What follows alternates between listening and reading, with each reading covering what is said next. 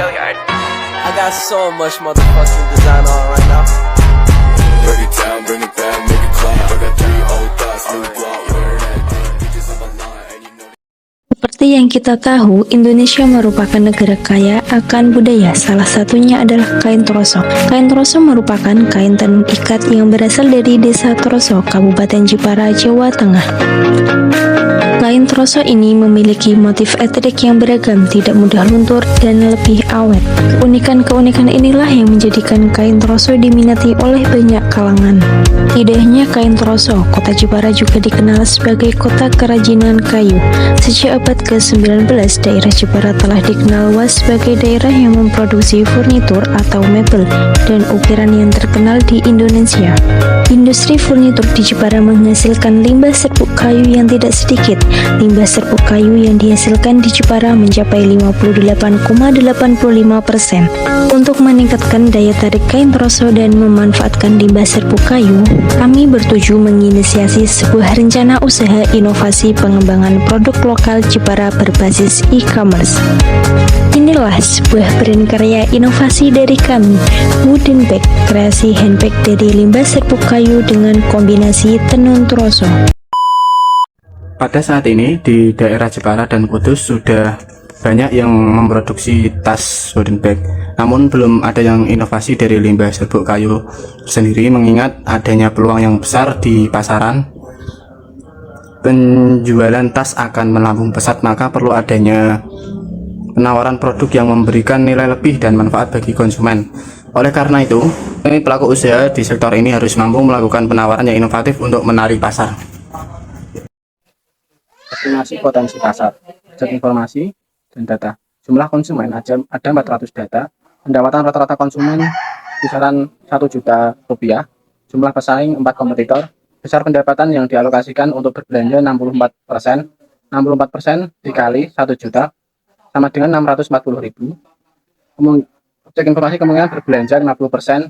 50% dikali 640.000 rupiah sama dengan 320.000 rupiah. Potensi pasar 320.000 rupiah dikali 400 sama dengan 128 juta rupiah.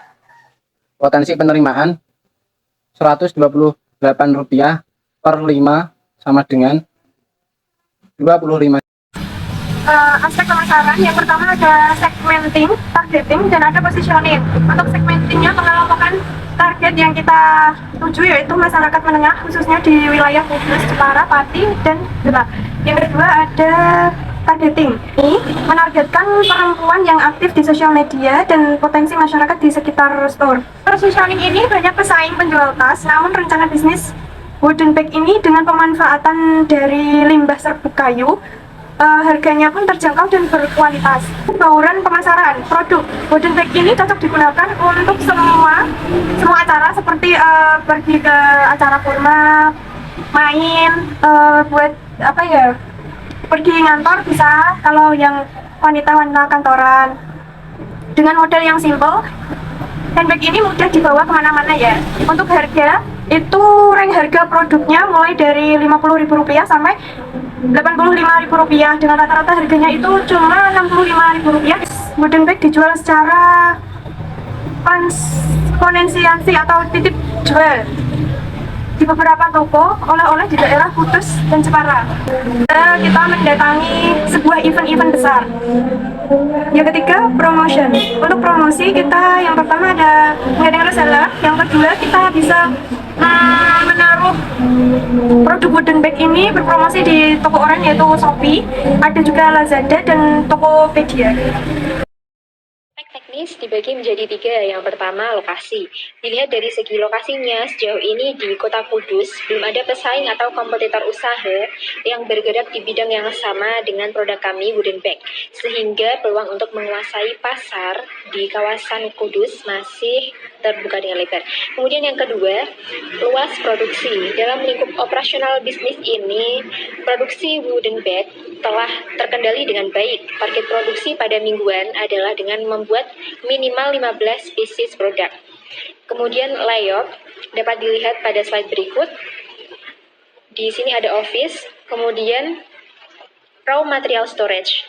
langsung masuk ke spreading and cutting table, kemudian dilanjutkan dengan sewing machine atau tahap menjahit, kemudian langsung ke finishing, di sini ada electric dan tool storage, kemudian dilanjutkan dengan quality control, lalu terakhir packing and storage. Aspek manajemen ini terdiri dari struktur organisasi beserta deskripsi pekerjaannya.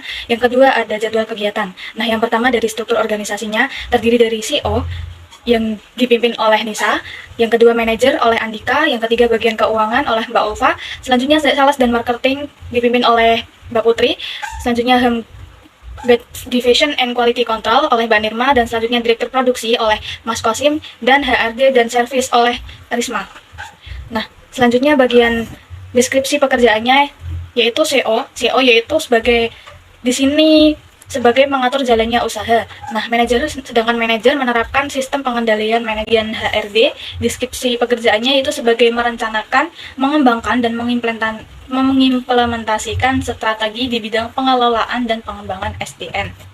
Nah, di sini jadwal kegiatannya terdiri dari 6 jadwal kegiatan ya. Yang pertama ada persiapan alat dan bahan yang dipimpin oleh Mbak Nirma, yang kedua ada persiapan tempat yang dipimpin oleh Mbak Risma, selanjutnya pembuatan desain produk oleh Mbak Nisa, selanjutnya tahap produksi yang dipimpin oleh Mbak Ulfa, yang tahap promosi dan pemasaran oleh Mas Andika, yang terakhir evaluasi produk oleh Mbak Putri. Selanjutnya ada aspek keuangan. Yang pertama untuk perlengkapan yaitu senilai 1.413 ditambah dengan bahan habis pakai senilai 3.787.000. Jadi totalnya 5.200.000. Lalu sumber dana ini mencakup modal dan pinjaman. Modal senilai 8.840 dan pinjamannya RP0. Jadi jumlahnya 8.840. Lalu untuk metode penilaian investasinya, investasi ini senilai 8.840.000. Untuk penggunaan dananya itu 5.200.000.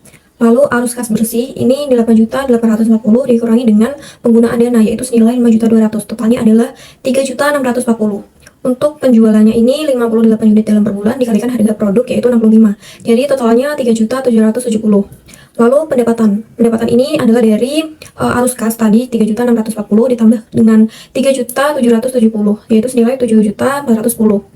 Lalu beban ini mencakup biaya listrik dan biaya langganan internet ini senilai 1 juta. Lalu ada biaya kenaikan investasi yaitu senilai 7.410 dikurangi dengan beban yaitu 1 juta. Berarti totalnya 6.410. Lalu keadaan kas awal ini RP0, sedangkan keadaan kas akhir ini 6.410. Ini didapat dari 7.410 ini dikurangi dengan beban 1 juta. Jadi totalnya 6.410. Manfaat ekonomi, sosial, dan budaya. Yang pertama pastinya ada manfaat ekonomi. Dapat dilihat dari peningkatan penghasilan karyawan, mungkin di mana pendapatan pasti ada rata-rata. Pekerjaan akan meningkat dengan gaji yang pastinya yang akan diterima. Yang kedua ada manfaat sosial. Membuka bagi para peluang untuk menyerap tenaga kerja lapangan atau kerja langsung di sekitar lokasi pabrik. Mungkin hal tersebut dapat membantu program pemerintah dalam mengurangi masalah pendapatan dan kesejahteraan masyarakat. Yang terakhir pastinya ada manfaat budaya. Yang di sini ada budaya kita, termasuk kita membuat tas dengan kombinasi dari tenun troso untuk menghormati dan mempromosikan budaya kita atau budaya orang lain, juga dapat menguatkan budaya penghargaan terhadap keanekaragaman budaya. Aspek AMDAL, pengelolaan terhadap sisa-sisa bahan tas. Kami menyimpan sisa-sisa bahan karena banyak masyarakat sekitar yang meminta perca tersebut. Jadi kami memberikan secara gratis. Perca tersebut digunakan kembali untuk dijadikan kerajinan, tempat pensil, kaset, sarung bantal, dan lain-lain. Suara dari mesin yang digunakan, konveksi kami dibangun kedap suara sehingga suara mesin C tidak mengganggu masyarakat yang tinggal di sekitar daerah konveksi.